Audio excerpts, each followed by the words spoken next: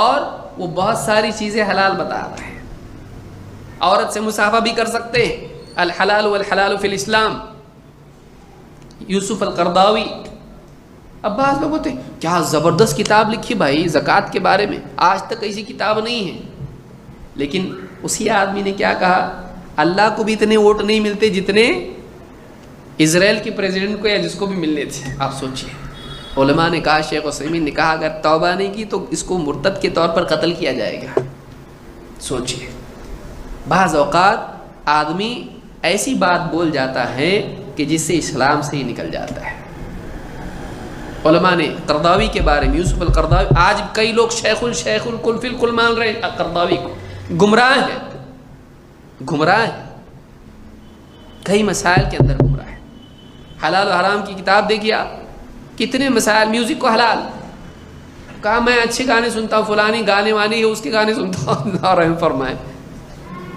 Music حلال، گانے حلال. یوسف القرضاوی. اب کئی لوگوں کو تو معلوم ہی نہیں کو پاؤں کے نیچے زمین نکل رہی ہوگی. کئی ایسے لوگ ہیں جن کو لوگ صحیح سمجھتے ہیں. اسماعیل منک مثال کے طور پر، انگلش میں اور تزکیہ دل نرم ہوتا فلاں چیز، لیکن آپ دیکھیے منہج کیا ہے. دیکھیے وہ لوگ بھی تو قرآن حدیث بولتے ہیں. ٹھیک ہے، وہ کہہ دے کہ فلاں منہج والے صحیح نہیں ہیں، دیوبندیوں کے بارے میں بول دے، بریلویوں کے بارے میں بول دے، نہیں بولے گا آدمی. کیوں؟ اس لیے کہ ایک آدمی اپنے منہج کو چھپائے رکھتا ہے. وہ بولے نہ صحیح، وہ بولے یہ منہج صحیح ہے، نہیں بولتا ہے آدمی. پھر نعمان علی خان مثال کے طور پر، نعمان علی خان بولتے اپنی تفسیر کدھر ہے پھر انگلش میں، تو اگر تجھ کو اگر نہیں ملی تو کسی کی بھی لے گا. یہ کون سا اصول ہے؟ یہ کون سا اصول ہے کہ اگر تجھ کو انگلش میں سلفی عالم کی تفسیر اگر نہ ملے تو ایک گمراہ انسان کی تفسیر سنے گا، وہ تیرے عقیدے کو بگاڑے گا، تیرے منہج کو بگاڑے گا، تیرے دین کی بنیادوں کو خراب کر دے گا. لیکن آج آپ دیکھیے، بعض لوگ کہتے ہیں ہم اس کی صحیح بات لیتے ہیں، ہم دیکھتے کیسی تفسیر کرتا ہو، ہم صحیح لیتے، غلط چھوڑتے. ایسا کوئی نہیں ہوتا دنیا میں. اگر تیرے پاس اتنی صلاحیت ہوتی کہ تو صحیح کو لے گا اور غلط کو چھوڑ دے گا تو تجھ کو اس کی سننے کی ضرورت کیا تھی؟ دوسرے کا درس سن کے دین سیکھ رہا ہے، تیرے پاس اتنا دین ہے کہ تو اس کو چیک کر سکتا ہے، پھر اس کو سننے کی ضرورت کیا ہے تجھ کو؟ لہٰذا بہت سارے لوگ، آپ دیکھیں نعمان علی خان نے کیا کہا،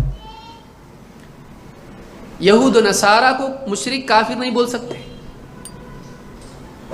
ان کو مشرک نہیں بول سکتے، ان کو غافل بول سکتے ہیں، ان کو اہل کتاب کہا گیا ہے. سوچئے آپ کہاں سے لائے یہ نیا فلسفہ؟ علماء نے کہا جو یہود و نصارہ کو کافر نہیں مانتا ہے وہ خود کافر ہے. لجنہ نے فتویٰ دیا ہے اس بارے میں. کئی فلسفے اپنی طرف سے پیش کرنا، اور پھر لوگ جب اس کی محبت دل میں بیٹھ جاتی ہے، پھر وہ جو بولتا ہے وہ ابن تیمیہ ہوتا ہے.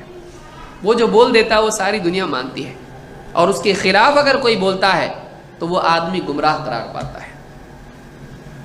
اور جو آدمی اس کے خلاف بولتا ہے، لوگ بولتے ہیں یہ جلتے ہیں ان کے اوپر ہے.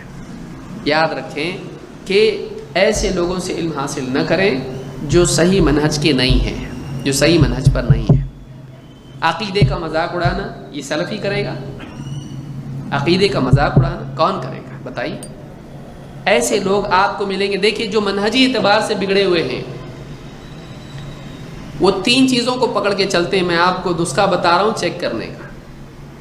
اور وہ بنیاد کو چھوڑتے ہیں. وہ عقیدے پہ نہیں پڑھائیں گے.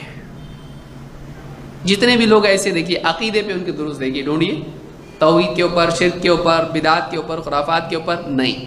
عقیدہ اور منہج ان کی تعلیمات میں اس پر کچھ نہیں ہوگا.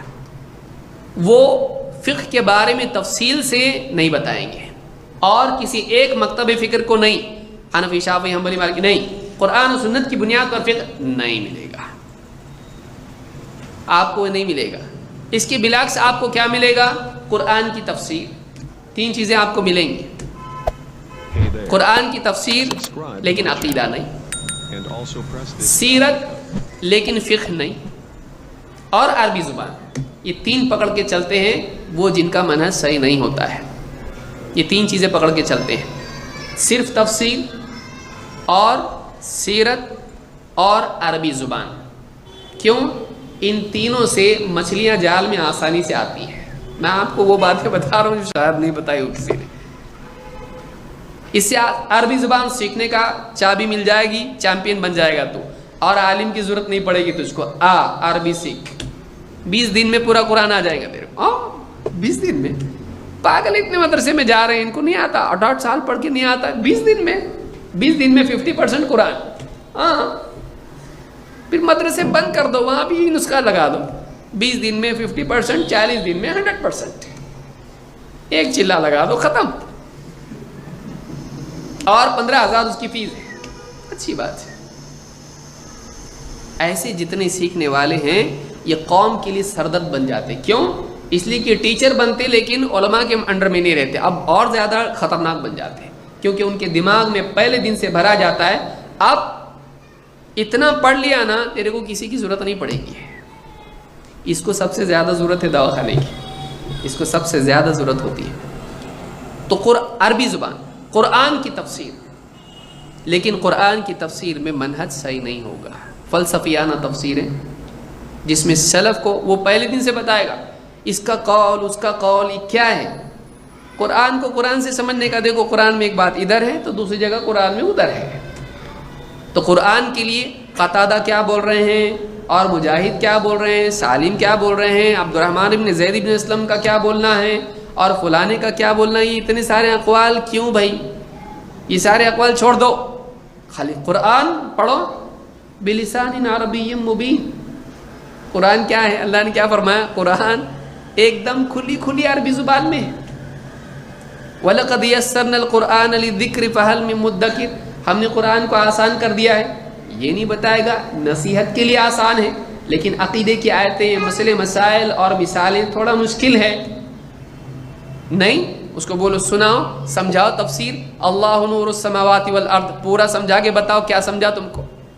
قرآن میں اللہ نے بتلایا وَتِلْكَ الْأَمْثَالُ نَضْرِبُهَا لِلنَّاسِ وَمَا يَعْقِلُهَا إِلَّا الْعَالِمُونَ. یہ مثالیں ہیں جو ہم لوگوں کے لیے بیان کر رہے ہیں اور انہیں علم والوں کے سوا کوئی سمجھتا نہیں ہے. یہ کبھی زندگی میں پڑھیں قرآن میں آیت؟ نہیں. وَمَا يَعْقِلُهَا إِلَّا الْعَالِمُونَ. ان آیتوں کو علم والے ہی سمجھتے ہیں. معلومہ ایسی بھی آیتیں قرآن میں کچھ ہیں جو علم کے بغیر سمجھنا مشکل ہے، لیکن نصیحت والی باتیں، جنت کی بات، جہنم کی بات، ڈانٹ اور ترغیب، یہ آسان ہے. کیونکہ کیا کہا اللہ نے؟ وَلَقَدْ يَسَّرْنَا الْقُرْآنَ لِلذِّكْرِ. ہم نے قرآن کو آسان کیا ہے نصیحت کے لیے. جو نصیحت کی باتوں والی آیتیں ہیں وہ آسان ہیں، لیکن جو فقہی مسائل ہیں اس کے اندر، جو اس کے اندر مثالیں ہیں، جو عقائد کی آیات ہیں، بہت ساری آیتیں سمجھنے میں مشکل ہوتی ہیں، سمجھانا پڑتا ہے. نہیں تو پھر تو کیوں تفسیر کر رہا ہوں؟ قرآن کی کاپی دے دے. جو لوگ یہ کہتے ہیں کہ قرآن سمجھنے میں آسان ہے وہ بھی تفسیر کر رہے ہیں، تو تفسیر کیوں کر رہا؟ سمجھانے کی ضرورت جب نہیں ہے تو سمجھا رہا کیوں؟ سمجھا رہا ہے نا، تو سمجھا رہا ہے کا مطلب سمجھانا پڑتا ہے اس کو. تو تیرا سمجھانا ہم دیکھیں سلف کا، تیرا سمجھانا دیکھیں سلف کا دیکھیں، یاد رکھیں اس کو. تو بہت سارے لوگ ہیں جو تفسیر، سیرت اور عربی زبان، جتنے بھی منحرفین ہیں ان 3 میدان کو پکڑ کے چلیں گے، لیکن وہ چھوڑ دیں گے 2 بہت اہم میدان جو اصل ضرورت ہے. آپ زندگی بھر قرآن کی تفسیر نہیں سمجھے جہنم میں جائیں گے.